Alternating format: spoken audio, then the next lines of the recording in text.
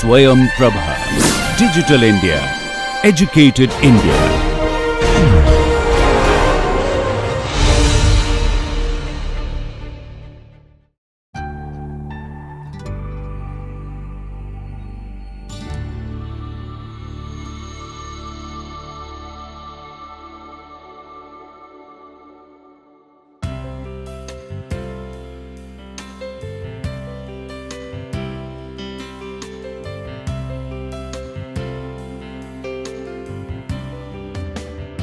Hi, welcome again to the course of structural biology. We are still going through the introduction module, and today is the last lecture of this module.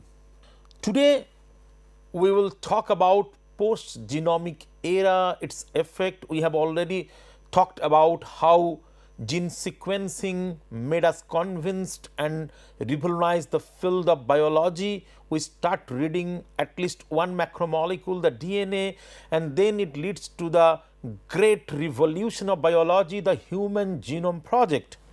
So, how the advancement happens? First, as I told, reading macromolecular sequences was one of the biggest dream to the scientists to achieve with numerous challenges. For a long time, we wanted to read these polymers through the reading of the monomers, but this was possible. Several legendary work was discussed in our previous lectures, which have zeroed down to DNA as the readable molecule. We have shown stage wise, history wise, why DNA has become the most essential molecule in the world of biology. When it was zeroing to DNA, it was speeded up with advances like electrophoresis technique in time of DNA sequencing. At the beginning, electrophoresis technique separation was a challenge, which was then become advanced, become capillary, become automated with laser technology. Fluorescence spectroscopy as well as labeling technology become advanced. PCR invented by Carey Mullins is one of the greatest advancement towards this, and last but not the least, the DNA sequencing technique by Sanger, Maxim, Gilbert. So, that lead to Human Genome Project. About 30 years ago, the researchers in 1980s around, and like it started at 1990, other business, industrial as well as political stakeholders started setting up the first genomic initiative, the Human Genome Project. What was conceived as an audacious plan in the 80s turned into an official multi-center international program in 1990 and was brought to a conclusion in 2003. Though we discussed, but I still want to summarize what was the outcome of this Human Genome Project. The number, location, size and sequence of human genes is now established. We know that only 2% of the human genome contains genes, the part of DNA that encode recipes of the protein, and rest of that we know junk. Interestingly, we do not know what are the remainder does. So, we know that 2% is giving us protein. Interestingly, with such a long history of research in the field of DNA, in the field of genome, we still only working on 2%. Isn't it very interesting? So, that we came to know we have an estimated 30 to 40,000 genes. The functions remains unknown for many of them, and almost half of all proteins predicted from human genes share similarities with fruit flies and worms, which tells us how the life is a united thing, is a evoluted thing. And then after Human Genome Project, they are arriving the post genomic era. Definitely, I am not an expert to go into details, but I am just touching those things so that you could follow the how biology is proceeding. So, what is post genomic era? When the Human Genome Project was launched, it was approximated much longer time than what it actually required, because there are many technical like limitations, restrictions that time. So, people estimated much longer time. This is due to extensive technological improvement in the sequencing and further processing technique that it finished within 13 years. And as I told, these the advancements, though we say it's because of Human Genome Project, what we mean by that is when Human Genome Project was happening, it was a perfect combo of people from basic science background and people from technological background coming together, working together, thinking together, sharing their thoughts, and that leads to a lot of improvements, lot of new innovation, that, and as a result we have elevated ourselves from the genomic era to post-genomic era. The post-genomic era refers to the time period after the completion of Human Genome Project to even today. So, in the post-genomic era, the research involves applying genomic tools and knowledge to more general problems. So, we solve the genomes, but from genomes we want to go further, we want to solve meaningful problems, asking new questions tractable only to genomic and post-genomic analysis. So, let us say we have done the genome sequencing, we have seen some abnormality, but how we know this is an abnormality? We do not have a standard. Now, when we have so like many standards coming, we are doing something called comparative genomics. That is opening a huge area. Why? Because now we know this is the genome of a normal person or a normal organism. So, if we see some changes, even if we do not know or do not understand, we know that our focus should be on this gene because there is some changes happening. So, that identification, that focusing is one of the greatest success and one of the greatest initiative in the post-genomic era, and pushing our journey from sequence accumulation, like getting a lot of sequence, to understand what those sequence or those changes in the sequence are giving us functional inputs, how it relates to functionality. Now we realize that any changes are happening, there are some changes in the genetic level, but how to understand them is the major target of post-genomic era. This is the slide you know, but I am coming to that because this is what post-genomic era talked about. We already know that DNA gives DNA through replication, DNA gives mRNA through transcription, and mRNA gives protein through translation. But the following up from protein to sugar, nucleotides, amino acids, lipids, the small molecules which are metabolites, which gives us actual track to the function. So, the genome we get from sequencing, what is called genome sequencing, then transcriptome sequencing, and transcriptome gives us the proteome, and then we do metabolic studies now through newer technologies like mass spectrometry, like high resolution NMR. I will talk about them little bit though, but to just to get to understanding the link between how the metabolomic research is connecting the journey of genomic research. So, as I told, our journey is from DNA sequencing, and when we get the DNA sequence, we get the protein sequence, and we want to achieve function. So, the greatest barrier here is to get the structure. So, our goal is to understand the function.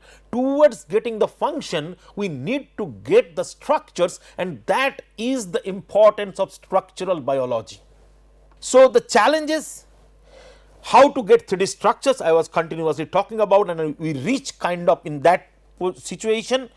I also want to talk about a different problem which have given a new field to explore, to prosper in this post-genomic era.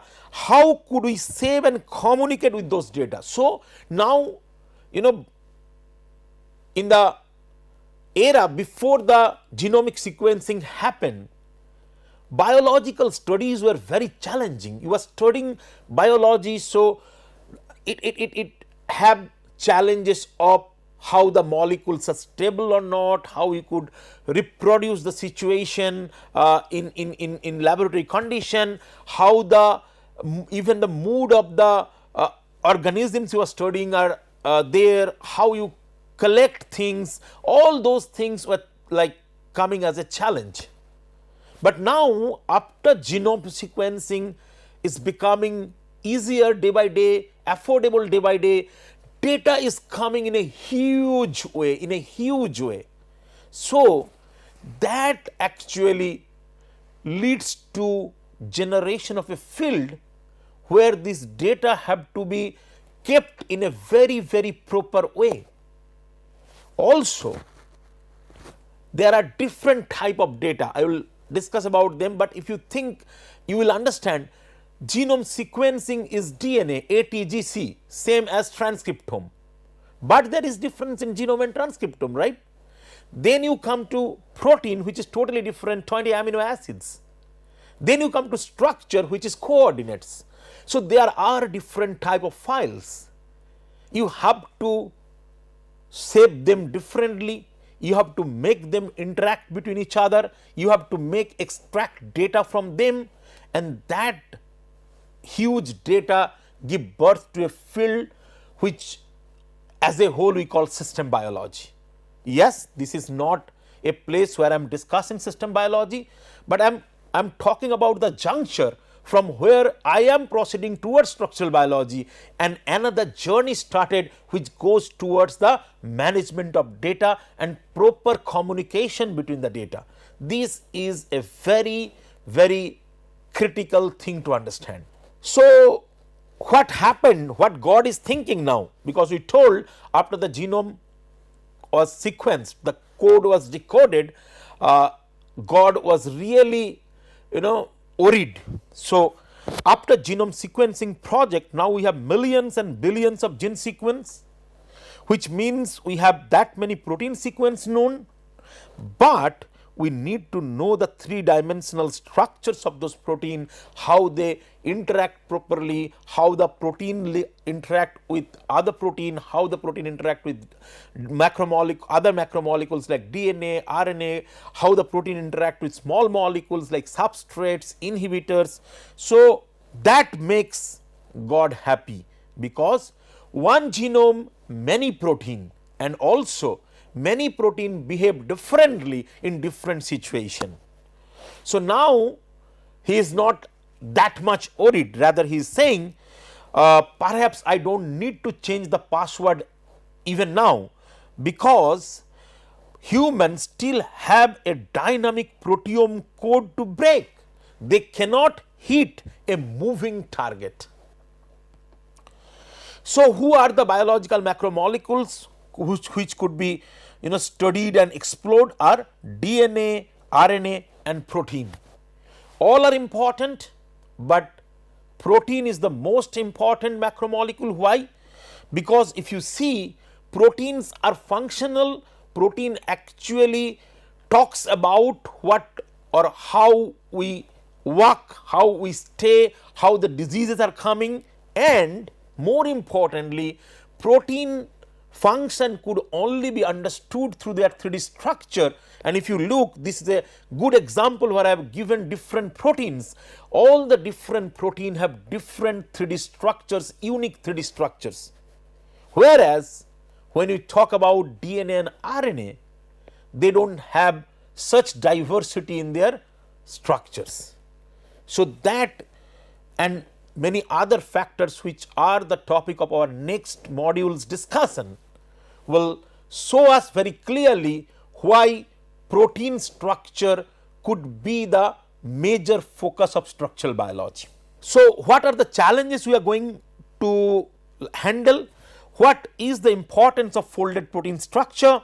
How we could determine the protein 3D structure, and why it have taken so much time and money to solve 3D structure of protein. So if you look at, it's a old graph we have already talked about. In around 2015, the journey of protein structure was surpassed by the genome or protein sequence determination, and then it rise and now there is a huge difference, and every day and night the difference is enhancing. So, we also want to understand why that much difference is happening between the determination of protein structure versus determination of protein sequence. Now, because we understood the basics of genome sequencing and transcriptome sequencing, we know the reason why it is becoming rapid, why it is becoming like easier day by day, but we will take a look about the structural biology technique in a very basics in this module, and why the huge amount of money and huge amount of time there. But before going to the topic, I will also want to show you about the data science I talked about. Here is a quote from Albert Branscombe. He told, "You must recognize that someday you may need as many computer scientists as biologists in your biology lab." That is what the importance. And Craig Venter, whom you probably remember, because when we talked about Human Genome Project, he have taken a private initiative of Human Genome Project. So, at TIGR we already have twice as many computer scientists in comparison to people who are expert in the biology research. So, biology research is now trending into another direction, the data science, the computer science. Coming back to our question, why so much money and time required for protein structure? So, first we have to know about the techniques which are used for determining high resolution 3D structures. They are X-ray crystallography, NMR and cryo-electron microscopy. So, what are the common steps in structural biology? First, you need to do cloning. So, that is where the first differentiation starts. When you need to do gene sequencing or genome sequencing,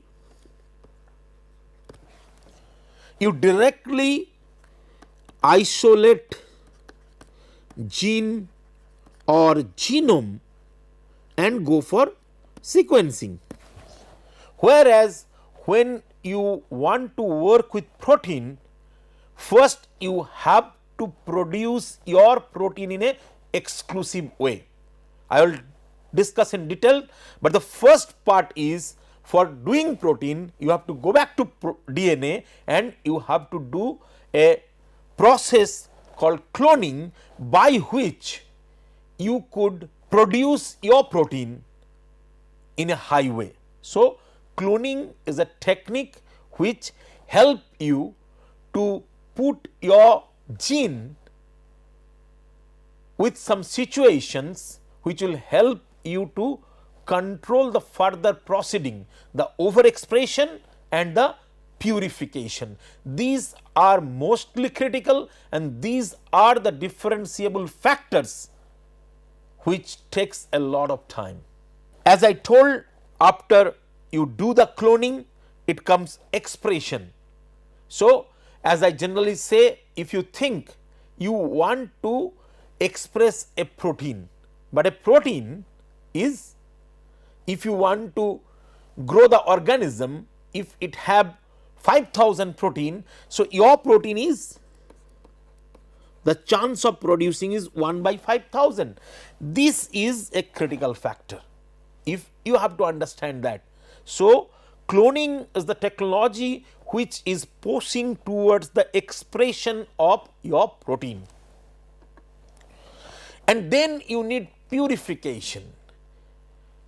When you are dealing with DNA, as I told, DNA is made of ATGC. So, the combination permutation in the DNA helps, and with the fact that DNA have phosphates at the surface, helps you to purify DNA, and also you could run through electrophoresis gels and take it out. So, purification of DNA is much easier, whereas purification of protein, the major thing is a molecule linked by covalent bonds, right? Not here the only factor is covalent bond.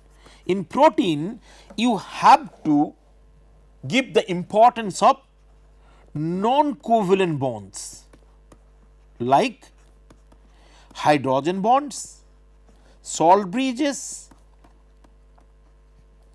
hydrophobics like stacking, metal interactions, we will talk about those. So, to maintain those you have to take real measures.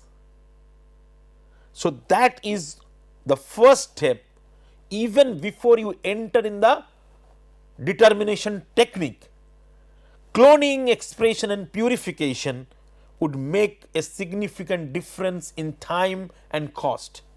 If you ask me, for a novel protein, for a new protein to start, you have to do the initial optimization, engineering, then cloning, then expression and purification. I would take in a normal small laboratory like ours, individual laboratories, if it is not a high throughput process, it would at least take minimum of 1 year, but you cannot predict how long it could take.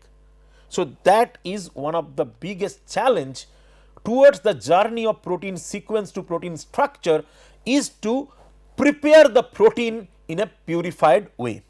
Now, if you look at the steps in protein X-ray crystallography, you get a pure protein, you see the band, the pure single band will determine it is a pure protein. As a crystallographer, I will talk you something else also, which I will again go into detail when I am talking about the detail of the technique. When you are doing crystallography, even if you have a purified protein and you store it in the refrigerator, when you want to set up the drops, you should perform a size exclusion chromatography. Why? Because when you are doing the freezing and thawing, there is a high probability that protein might have at least even slight partial denaturation, and this could be deadly towards development of crystallization. If you run a size exclusion chromatography, it would not only purify your protein, it would ensure that protein are properly folded. So, one of the must thing is to go through a size exclusion chromatography just before you are setting crystals. Then you are going to set the crystals. There are many techniques I will discuss, but with all the techniques, with everything being standardized, even the world's best crystallographer could not tell you what is the condition of crystallization. This is one very uncertain step in the success of protein crystallography. You will see that we even do not consider crystallization as a science, because it is on luck, we do other things perfectly, and then in the name of God we just keep setting more and more conditions. I will discuss it in detail. So, crystallization is one of the most critical step in protein crystallography success. Then you get crystals. Are you done? No. You have to keep checking the crystals, they are diffractable or not. Then the crystals are diffracted. You will get the diffraction pattern. Then you have the many problems, but one of the significant problem is phase problem in crystallography. Again, we will discuss it in detail. If you pass through that, you will get electron density,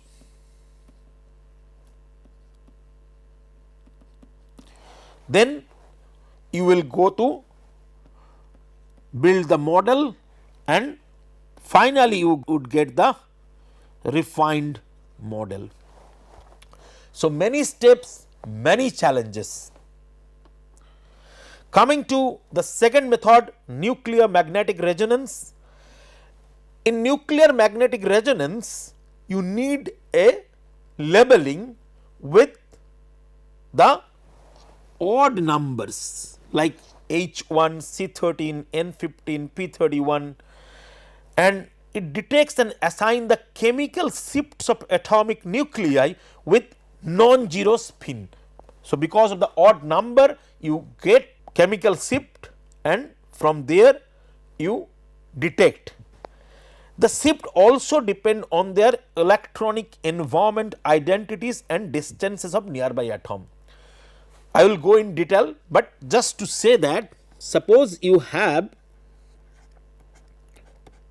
a hydrogen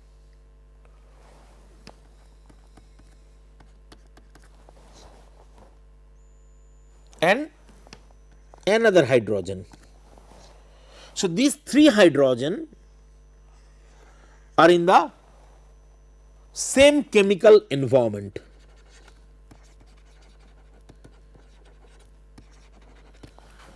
But this hydrogen is different. So, you get different spectra, the shifting of a spectra, that is defining the chemical environment.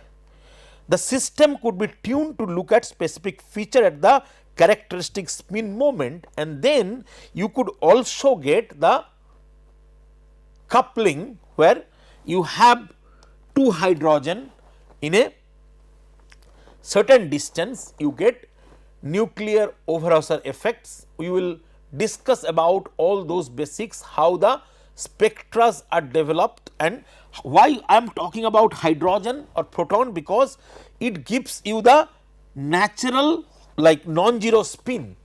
So, it is present in protein, which is our target, or any even small molecules, polymers, anywhere. So, for primary detection, or we say that one dimensional NMR, we use proton. I will talk about the technological details, but let us come to the what happen in protein. Better resolution is obtained when the molecule is tumbling fast. So, the resolution depends on the movement, more sharper the movement, higher the resolution.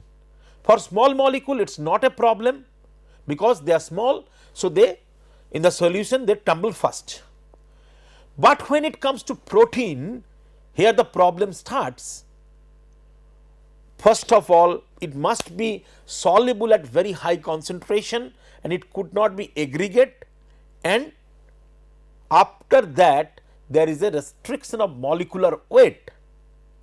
So, like with increasing molecular weight, the tumbling would be slower, hence the spectras start overlapping.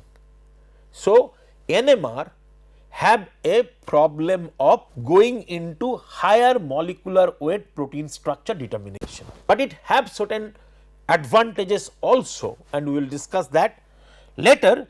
But let us come to the steps. I talked about protein purification.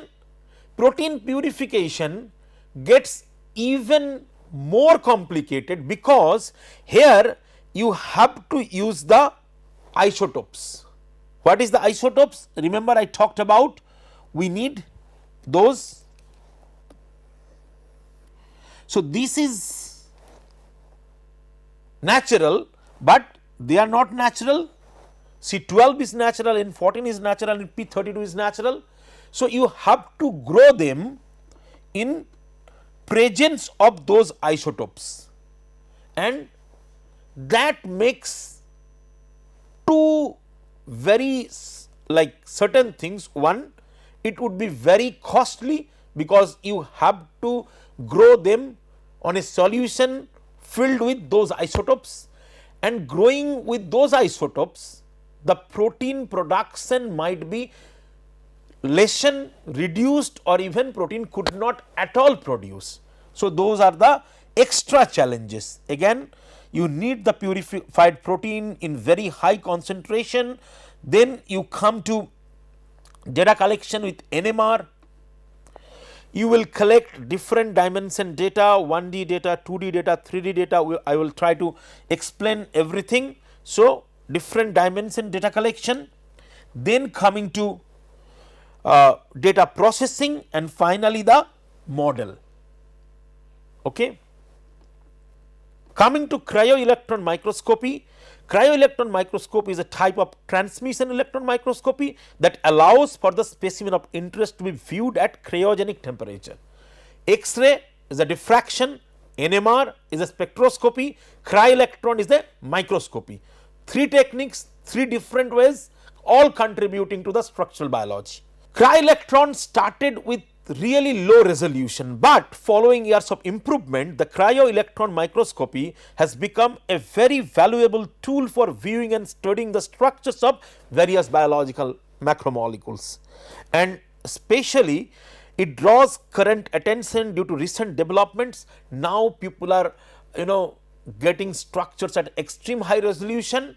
In addition, the recent Nobel Prize have create huge interest in the field of cryo-electron microscopy. For cryo-electron microscopy, one of the biggest problem was the machine was very costly. So, very few institutes in the world have developed cryo-electron microscopy facility. But the recent Nobel Prize, which I will talk in details when I will go to the technical details of the technique, these have changed the scenario. Every country now initiating cryo-electron microscopy, people start understanding its potential, and in India currently there are 8 institutes who have cryo-electron microscopy facility. Again, I will talk about the institutes and all when I will be in the technical details.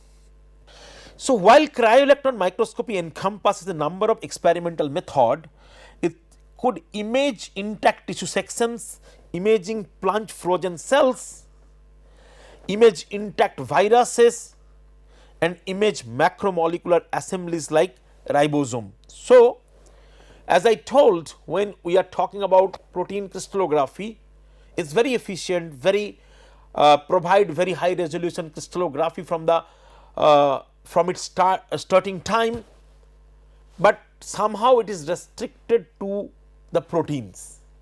NMR have definitely other applications, but it have restriction of size. And especially if you see, when our journey of viewing is going on the next level, like we have learned about the pieces, now we are more interested to assemble the pieces. We want to look at the holistic picture. Cryo-electron microscopy is definitely an instrument, a technique of future. I will talk about details.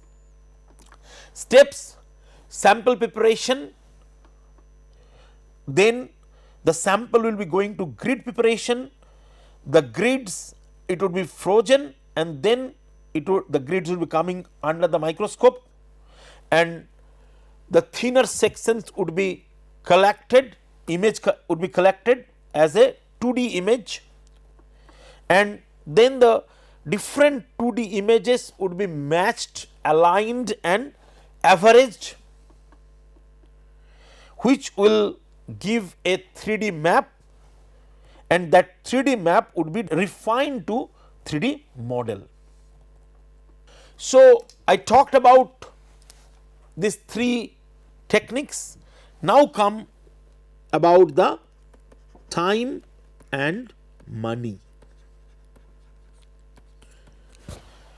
First of all, as I told, one of the main problem is when you are working on DNA, you are working on DNA, and from isolation,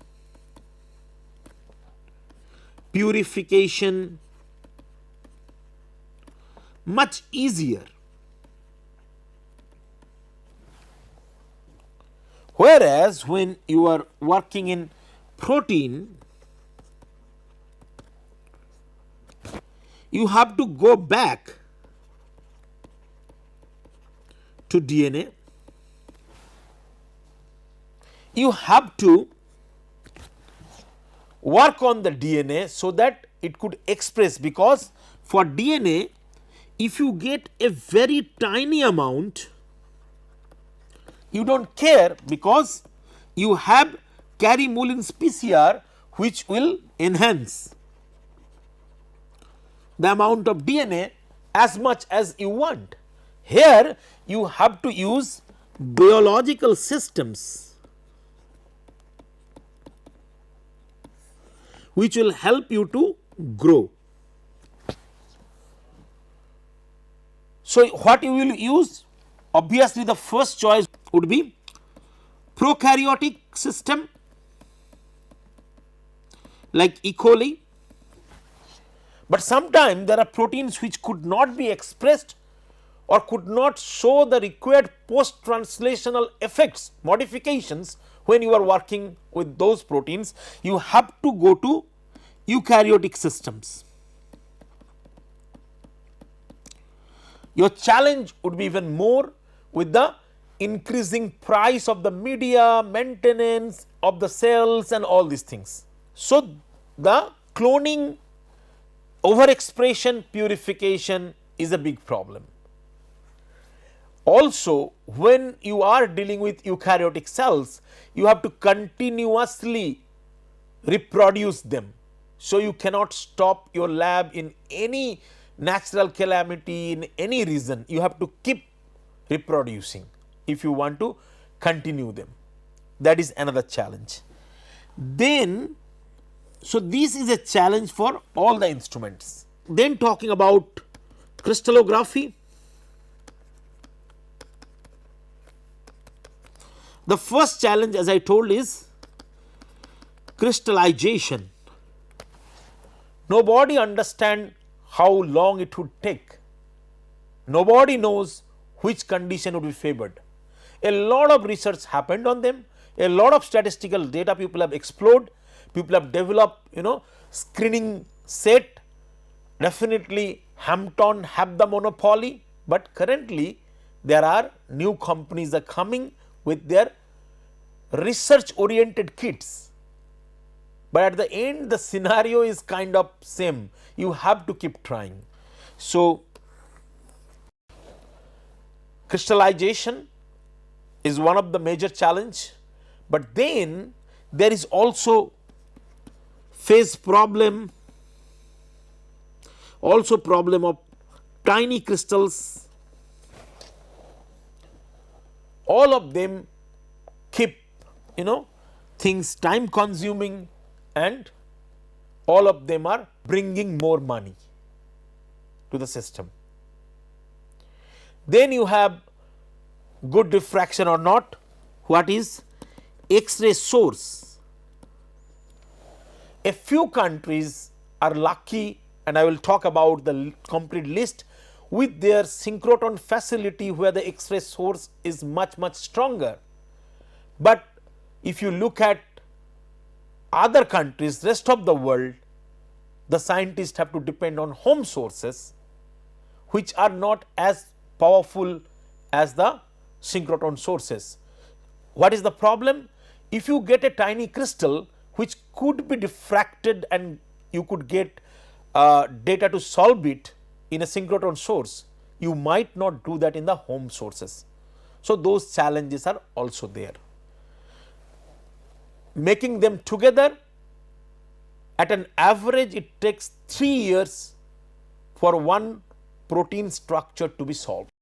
Also, with the new mutants, with one change in the nucleotide which is changing the amino acid, there are possibilities of change in conformation. Even a same protein could have been in a different conformation in its apostate.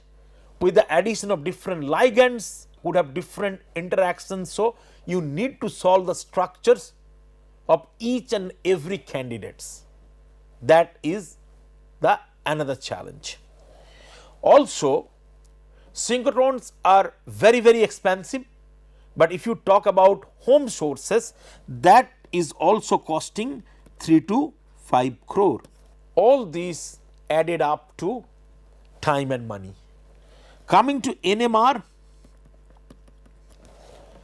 as I told, NMR have restriction in size, so bigger proteins are not possible. You need very high concentration of the protein, and NMR for protein you need at least 600 megahertz. Megahertz is the power of the magnet. More powerful magnet provide you high resolution. Even if I consider a 600 megahertz machine to do all the settings, it would take at least more than 10 crore rupees. So that is definitely a very challenging thing for a protein NMR specialist to convince the funding agencies or the institute to provide that much money. Also, as I told earlier, you have to produce your protein using multiple isotopes. So that needs separate setup, that need you to pay much higher than normal production of protein. So isotope labeling is another thing which makes it expensive. Coming to cryo-electron microscopy, the first thing and which is very critical is the instrument. And when I am talking about individuals, you do not forget the initial cloning, expression and purification, that is applied to all the techniques. You need very pure protein to do all the things. Yes, in cryo-EM, you, as I already described, you go for complete cell or something like that, but when you are working on a protein, you need a purified protein. The instrument cost as an approximate setup 100 crores. Good that now more and more machines are coming in each and every country, reducing the price. So I would say around 60 crores is the initial settlement money, and you could understand how difficult it for a cryo-EM scientist to convince that the institute or the funding agency would invest 60 crore for one person or even a small group. So those are the biggest challenges which makes the 3D structure determination difficult. Is there any other alternative? Yes, there is. There are structure prediction methods.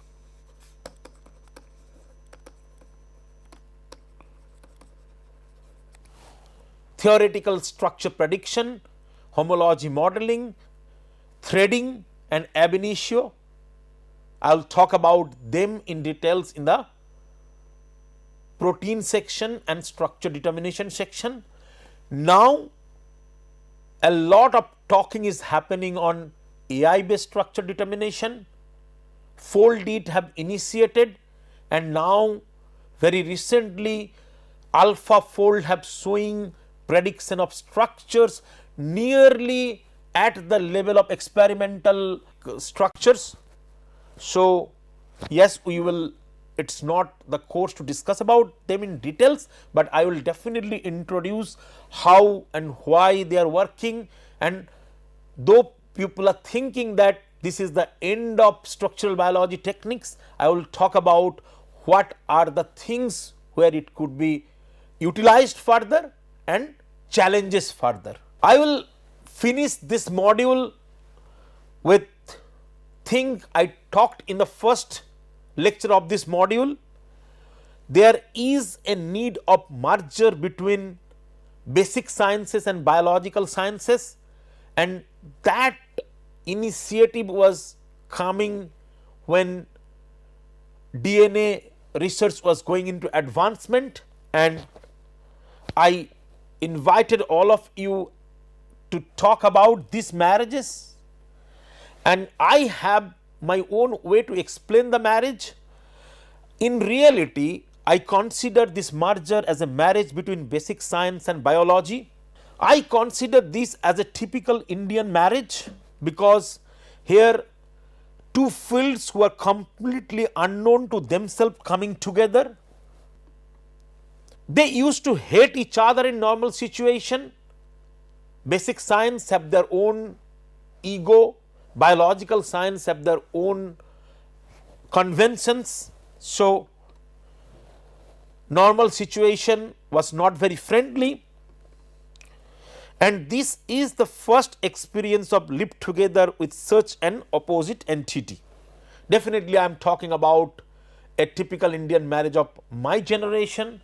Might be you guys are not agreeing with me, but that was in 90s, and a lot of people have gone through it and have very successful arranged marriages. So, the merger of biological science and basic science was going through the same phase. But you would say, why they come together if they have so many differences? Why they come together? Because it was an agreement on a common issue, as no other better alternative way could be possible to design. So, as they say, we got married because people would only give you gifts for getting married, not for getting divorced. Again, it's 90s concept, not like now when you see even the separation parties are happening. So, what I mean by that, biological science was the requirement, was always the need of next generation. You could have all the physical facilities, but it could not make any sense if you are not healthy. So, understanding biology, knowing about biology, doing research on biology, development of technologies to identify diseases, make people cured, was always the focus of the funding agencies. So, if you want to get fund, you have to come together. So, what are the problems for scientists coming from basic science background? If you look at biological problems are huge in comparison to others. It is very difficult to work on them without understanding them in detail. The systems are complex. There are loads of possibilities. Generally, when we say possibilities, they are binary, trinary and all, but if you look at biological problems, there are huge number of possibilities. It is not like yes or no, there are a lot of huge gray region in between. Percentage of confidence level is very low. My father is a doctor and he used to say that for a patient, when we say 100% there is a chance of cure, that means 66%. Think about 66% is 100% in medical science. So, when people come from basic science, they could not cope up initially with such divergence. A lot of biological phenomena are still mystery. We are doing biological research for such a long time, still we do not understand properly how a baby grows properly in the mother's womb. There are so many things, even with those trillions of dollars we are spending on cancer research, still we are unable to understand the cures. Hundreds and thousands of people are dying. So, it is really difficult to understand. And before I used to talk about antibiotic resistance in details, try to explain it to the people, but now after COVID, it becomes very easy. Even a common man understand what could be disasters with one tiny virus to swing its effect. The whole world is kind of closed down. So, I have taken the help of a cartoon where there is a conversation happening between Watson and Sherlock Holmes. Sherlock Holmes, with his typical way, is thinking, okay, biological science is elementary, but Watson, who is the originator, who is the person originating the function of Sherlock Holmes, he knows how difficult biological science is. So, he is saying, no shit Sherlock, it is not elementary. So, that is what is a problem to be defined. On the other hand, what are the problem for biologists? We should develop technological skills so that we could come closer to define the problems to people who are coming from basic science background. So, from the conversation, it is apparently coming that a merger between biology and basic science is a near impossibility, but the distance they have, the problem could be solved if there is a introduction, and let us look at a solution. As I talked about typical Indian marriage, this is a photo from the marriage album. If you look at this photo and you know what it means by an Indian marriage, you will say that this photo is not complete, and you are right. The photo would be complete only when the bride and groom could be accompanied with the family. So, family in case of Indian arranged marriage solved a lot of problems, a lot of distances created, lot of misunderstanding would be solved by the involvement of family. Similarly, the merger of biology and basic science could be solved with the introduction of what we say interdisciplinary science. The introduction of interdisciplinary science plays revolutionary ways to solve the distances, to push them towards many path breaking innovations. So, let us take a look who are the scientists who came from different background and contributed to biology. I have already talked about people like Antony Fourcroy, Gerardus Johannes Mulder, Jacob Burchellus and Edward Buchner. They have contributed immensely to the protein science. There is Francis Crick, we have already talked about Watson-Crick model of DNA. Rosalind Franklin, she is considered as a tragic hero of science. She had really contributed immensely, but did not get her due. So, she is the first person to come up with the proper structural details of DNA. Erwin Chargaff, again I talked about ATGC, it is his contribution. And last in this list here, but not the least, definitely my favorite scientist Linus Pauling. Linus Pauling have so intense, so in-depth contribution in both the fields, in chemistry and biology. When I was growing up as a young kid, I was growing up as a chemist. I had the original version of his book about bonding theory and I was a fan. Then I shifted myself to biology research, and to my surprise I saw how tremendously he have contributed to again the field of biology. Talk about the protein structure, even talk about the DNA helicity, everywhere he have made immense contribution. I have talked about these guys already in details, but some of them we did not talk about, like Warren Weaver. He is a mathematician who coined the term molecular biology, biology at the molecular level, and he is the one who have called the basic scientists to contribute in this field. and he is the only mathematician to name a biological field.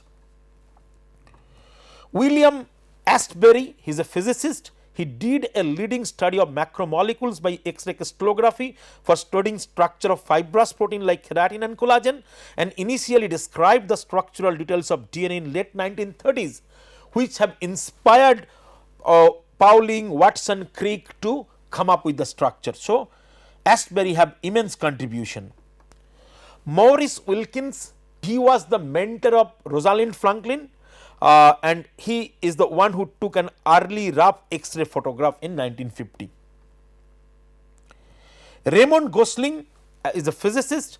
He is a student of Rosalind and worked on X-ray diffraction, took the famous photo 51, which is the X-ray diffraction pattern I have shown you earlier. He is the one who have actually take the photograph.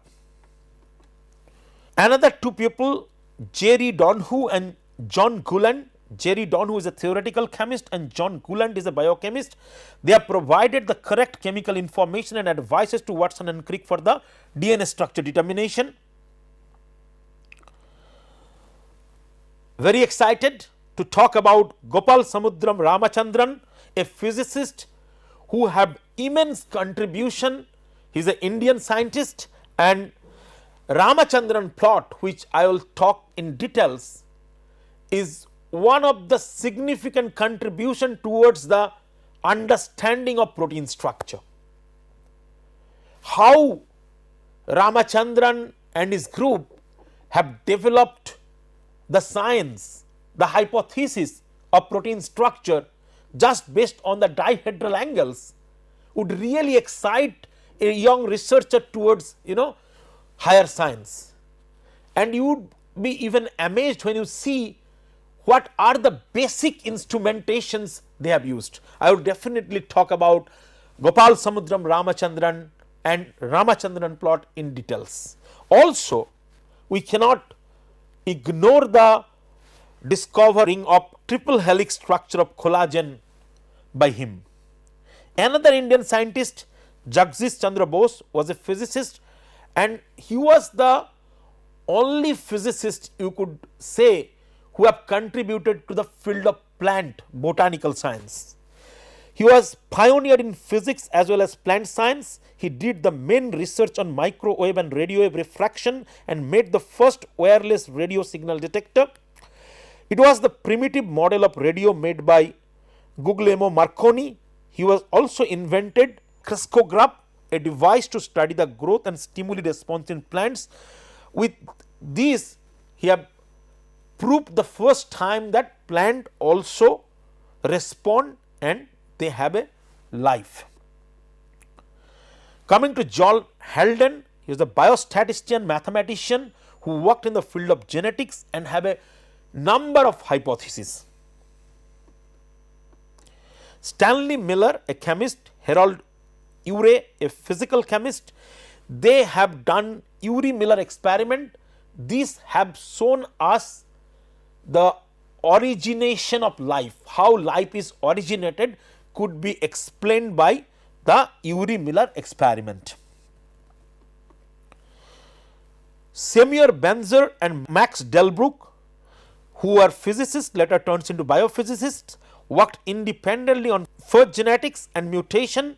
They both were inspired by the book What is Life, and if you don't remember, I talked about, I am going to talk in the next slide. What is Life is a book wrote by Schrödinger. So, Erwin Schrödinger, as I was talking about, a famous Nobel Prize winning physicist with many achievements in physics, wrote a book What is Life, in which he elucidated the biological and genetical concept from the physics point of view, and he was the early enthusiast of the field quantum biology. And when I talk about Schrödinger, I talk about quantum biology, I introduce Richard Feynman. You probably all of you know him. Like, what he talked about is a really significant prediction. What he told, certainly no subject or field is making more progress on so many fronts at the moment than biology. And if we are to name the most powerful assumption of all, which leads one on and on in an attempt to understand life, it is that all things are made of atoms, and that everything that living things do can be understood in terms of jigglings and wigglings of atoms. Coincidentally, Schrodinger and Feynman got Nobel Prize together. So with that, I would finish the introductory module. In this module, I take an experimental approach.